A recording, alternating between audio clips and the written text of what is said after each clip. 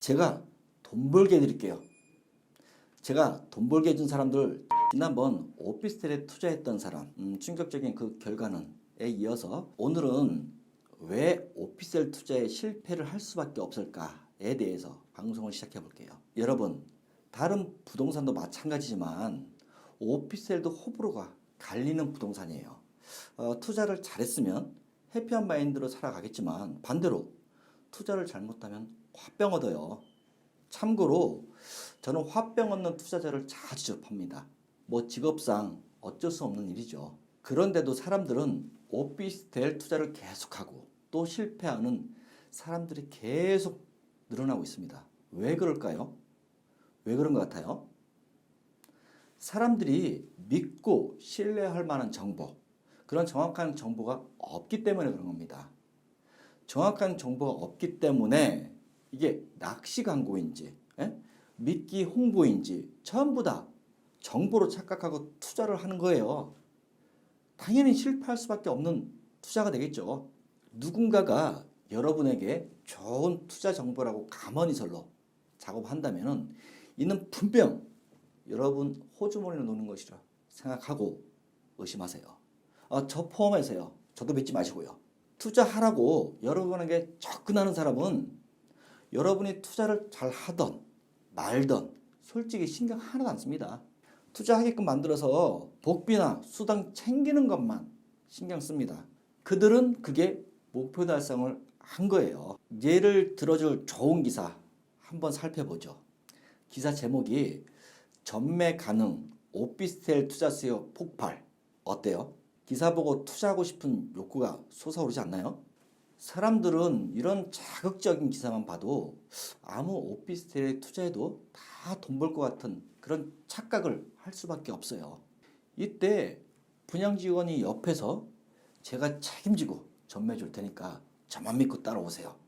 제가 돈 벌게 해드릴게요. 제가 돈 벌게 해준 사람들 전부 다 제 복이 됐어요. 하고 말하면 사람들은 진짜일까 하면서 많이들 흔들립니다. 아무튼 이런 홍보성 기사들은 투자 가치가 좋아서 뉴스 기사가 나온 걸로 혼동하기 아주 쉬워요. 이건 정보 기사가 아니라 홍보 기사입니다. 물건 팔아먹으려는 그냥 홍보 기사요. 이번엔 기사 제목 2개 보여드릴게요. 국토일보 기사인데 기사 제목이 하이엔드 오피스텔 누가 831 청약 경쟁률 최고 47.5대 1 기록. 중앙일보 기사에서는 현대 엔지니어링 시공 하이엔드 오피스텔 루카 831 최고 경쟁률 47.1로 그냥 완판이 됐다는 기사죠. 어때요? 아무 문제 없어 보이죠? 그런데 실상은 처참했습니다. 분양률이 극도로 저조했어요. 청약에서 분양으로 전환되는 게 거의 되지 않았던 거죠. 루카 831은 지금도 분양하고 있어요. 물론 조기에 분양이 완판됐다고 좋은 물건이고 조기에 완판되지 않았다고 나쁜 물건은 절대 아닙니다. 중요한 건 준공 후 어떠한 상황이 펼쳐지냐가 관건이죠. 임대 수익률이 모든 결과물을 말해주는 거죠. 제가 이렇게 여러 기사들을 언급한 이유는 여러분이 신뢰하고 있는 기사들도 맹목적으로 믿지 말라는 거예요. 의심을 좀 하고 경각심을 가지라고 알려드린 거예요.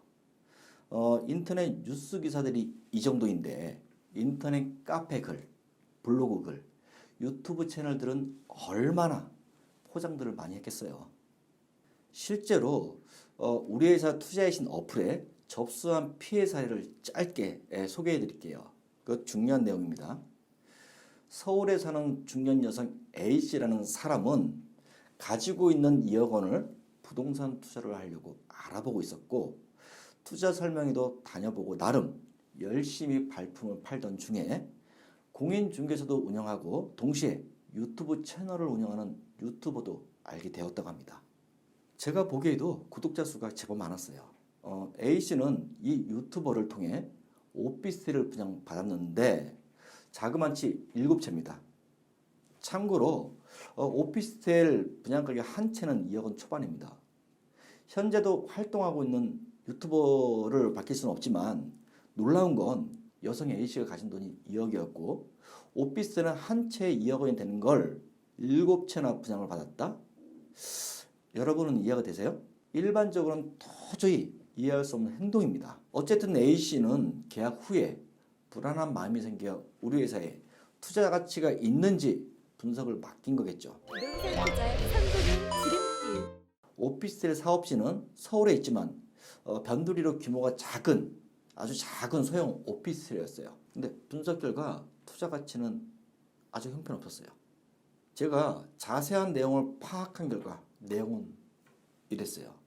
공인중개소를 운영하는 유튜버는 오피스텔 시행사 대표한테 잘 팔리지 않는 오피스텔을 자기가 팔아줄 테니까 분양할 물건을 단독으로 나한테 맡겨달라는 숨은 내용이 있었어요.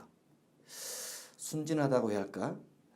유튜버는 아무것도 모르는 A씨에게 자금이 많던 자금이 적던 개의치 않고 한 번에 최대한 팔 수 있을 만큼 오피스텔을 몰빵해서 팔았어요. 이유는 당연히 한 채 오피스텔을 파는 수당보다 7채 오피스텔을 팔면 수당이 7배가 많잖아요. 그게 이유예요. 그리고 분양 가격도 인근 오피스텔 분양 가격보다 훨씬 비쌌어요. 분양 계약서도 어디서 뺏겨왔는지 허접했어요. 여기서 놀라운 사실은 이 유튜버가 혼자서 오피스텔 60채를 팔았다는 거예요. 60채. 그것도 2달 동안 짧은 시간에요. 참 대단한 사람 많아요. 이 유튜버가 여성 A씨에게 오피스텔을 팔아먹었을 때 녹취한 대화 내용을 제가 들어봤어요.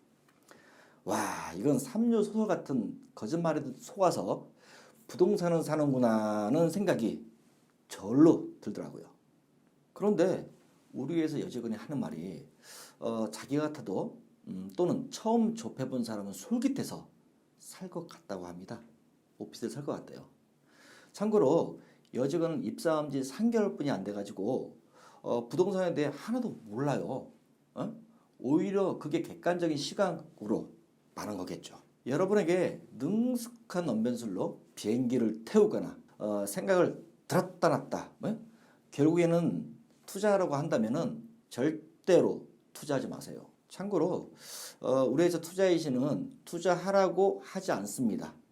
오히려 투자하지 말라고 말립니다. 저희는 투자 가치가 있는지 투자 가치가 없는지 분석을 하는 전문 회사예요. 결국 잘못 투자한 A씨는 현재 법정 소송을 하고 있는데 그것도 쉽지 않다고 해요.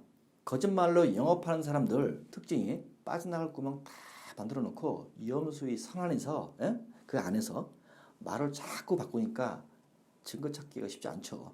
사실 오피스텔 투자가 부동산 투자 중에서 아파트 투자 다음으로 쉽거든요.